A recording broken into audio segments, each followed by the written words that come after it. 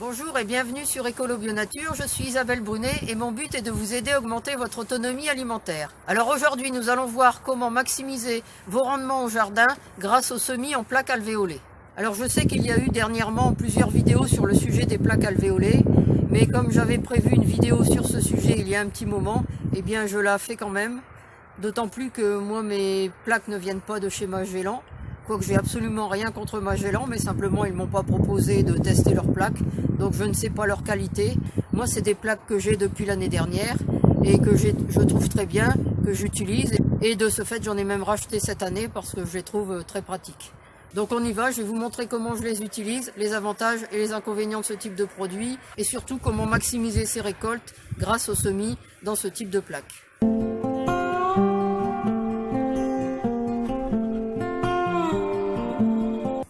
Alors les plaques alvéolées, ce sont des supports de culture en plastique ou en polystyrène.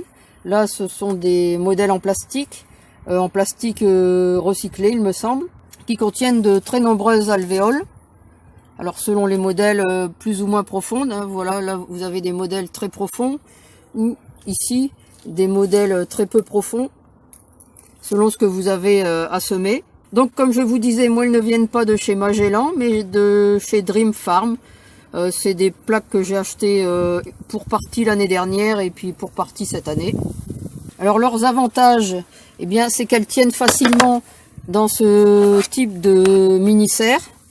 Je vais vous montrer. Voilà, ça rentre tout juste normalement. Voilà. Alors le couvercle. Et voilà. Ça rentre impeccable dans les mini-serres. Alors pourquoi cultiver en plaques alvéolées? Eh bien, ça permet une meilleure gestion de l'espace, car les plants peuvent être cultivés en densité élevée, sans pour autant qu'il y ait une compétition pour la lumière et l'eau. Elles permettent une meilleure ventilation et un meilleur drainage, ce qui réduit les risques de maladies et de pourriture. Parce que vous voyez, on les déplace facilement, on peut les retirer du bac d'eau s'il y a trop d'eau, on peut les faire tremper sans aucun problème. Alors elles sont réutilisables très longtemps, à condition de choisir des modèles en dur, comme ceux-là, hein, c'est du modèle en plastique bien dur, et de ne pas choisir des modèles bon marché en plastique souple, qui en un rien de temps se cassent. Vous voyez ici, elle est complètement arrachée déjà. Donc je vous conseille pas ces modèles-là, vous devrez les changer au bout d'un an ou deux. Donc c'est absolument pas écologique ni économique, alors que les autres plaques sont, comme elles durent très longtemps, et souvent en plastique recyclé, sont plus économiques et plus écologiques. Alors elles permettent un démoulage facile, même pour les toutes petites plaques, comme celle-ci, parce qu'on peut rentrer le doigt dans les trous, comme ici aussi, vous voyez. Ce qui est bien pratique par rapport à une terrine ou une grande barquette où on aurait fait des semis à l'intérieur, notamment pour moi qui ai des doigts très gros et puis beaucoup d'arthrose dans les mains. Lorsque je dois prendre une fourchette et puis retirer des petites plantules dans une terrine, j'ai beaucoup plus de mal que de démouler ce type de plaque. Alors l'utilisation de ces plaques alvéolées permet une bonne gestion de la succession des cultures au jardin. Hein, puisque dès que vous avez utilisé tous les plants à l'intérieur de votre plaque alvéolée, eh bien vous refaites immédiatement un semis, et comme ça vous avez toujours, dès qu'il y a un trou dans le jardin, dès qu'il y a une récolte à faire, vous avez toujours de quoi la remplacer par des jeunes plantules prêtes à être replantées au jardin. Ça permet aussi un bon développement de la plante avant qu'elle se retrouve en contact avec un milieu plus hostile, c'est-à-dire dans le jardin, qu'elles se retrouvent avec les limaces. Si elles ont eu le temps de pousser bien avant et puis d'avoir fait de belles racines et de belles feuilles, elles seront plus aptes à résister aux limaces que des plantes qui vont sortir de terre et dont les limaces pourront se régaler immédiatement. Ça prend moins de place que des godets, ça se déplace facilement parce que là, comme c'est en dur, eh bien c'est très facile à tenir, à déplacer. Comme il y a des rebords un peu partout, eh bien on peut parfois les bloquer quelque part sur le rebord d'une butte, les bloquer dans une planche assez facilement, les faire tenir assez facilement un peu partout. Notamment celle-ci avec une large bande au milieu, qui permet de le mettre en équilibre un peu où on veut. Alors les inconvénients, parce qu'il y en a quand même un petit peu, eh bien c'est que c'est beaucoup plus cher à l'achat. Mais d'un autre côté, comme elles sont pratiquement utilisables à vie, on les amortit assez facilement. Elles sont un peu plus difficiles à nettoyer et à désinfecter, surtout les petites là. Donc pour ça, je prends une brosse à dents en fait. C'est ce qui est plus pratique. Je prends une vieille brosse à dents et puis je nettoie bien tous les trous. Mais ça, c'est le problème de toutes les plaques alvéolées, quelles qu'elles soient, c'est qu'elles demandent un achat de terreau. Si vous êtes adepte comme mon ami Picro du semis en pleine terre, du semis direct, eh bien vous évitez de devoir acheter du terreau. Tandis que si vous faites des semis en plaque ou en alvéole, eh bien là vous êtes obligé d'acheter du terreau. Alors encore faut-il trouver du bon terreau.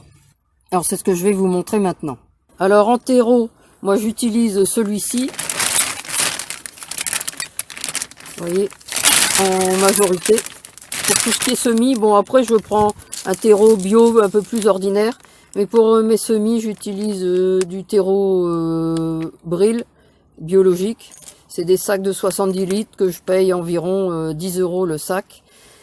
Par contre je peux pas vous donner d'adresse pour le commander, pour l'acheter, parce que moi je l'ai parce que je suis membre d'une association et l'association en commande des palettes complètes et nous le revend après, donc je ne sais pas où elle se fournit. Mais vous pouvez prendre celui de Jaco et Lily, je l'ai déjà utilisé aussi, et il est très bien. Et après, pour les transplantations, pour mes pots, mes jardinières, je prends un autre type de terreau, en général du terreau bio, de grandes marques de magasins, Leclerc ou Auchan. Du moment qu'il est bio, pour les pots c'est suffisant, puisque je mets toujours du compost avec, donc je le mets pas pur. Mais pour mes semis, je me suis aperçu qu'il fallait toujours choisir un très bon terreau de semis pour avoir de bons résultats.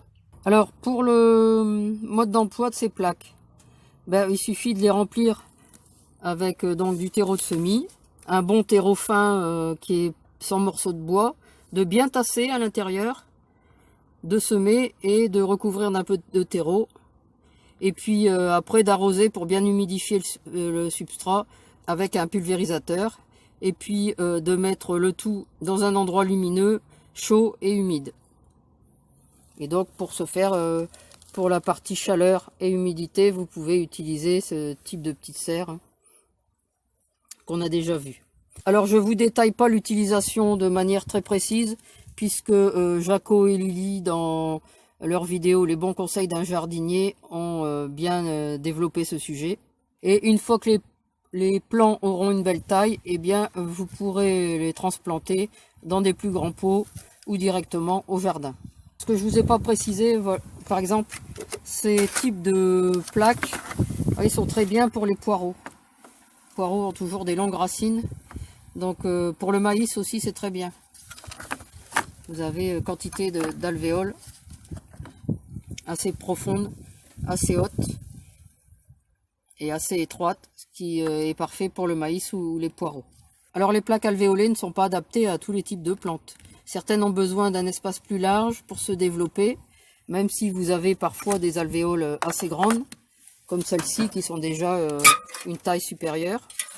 Et d'autres poussent mieux directement en pleine terre, comme par exemple les carottes, que l'on ne réussit pas en plaques alvéolées, sauf les carottes marché de Paris, qui sont des carottes boules, et qui elles ne vont pas fourcher si vous les repiquez.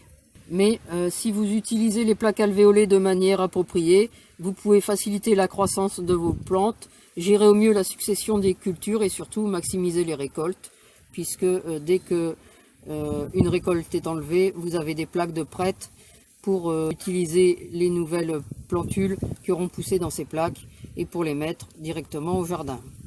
Donc vous ne perdez pas de temps et vous pouvez avoir une succession de récoltes assez importante. Voilà, c'est tout pour cette vidéo. Alors comme d'habitude, n'hésitez pas à la partager, à la commenter et à la liker. Et puis vous pouvez retrouver de nombreux conseils et astuces sur le jardinage bio et la permaculture sur mon blog www.ecolo-bio-nature.com et dans mes livres. À bientôt!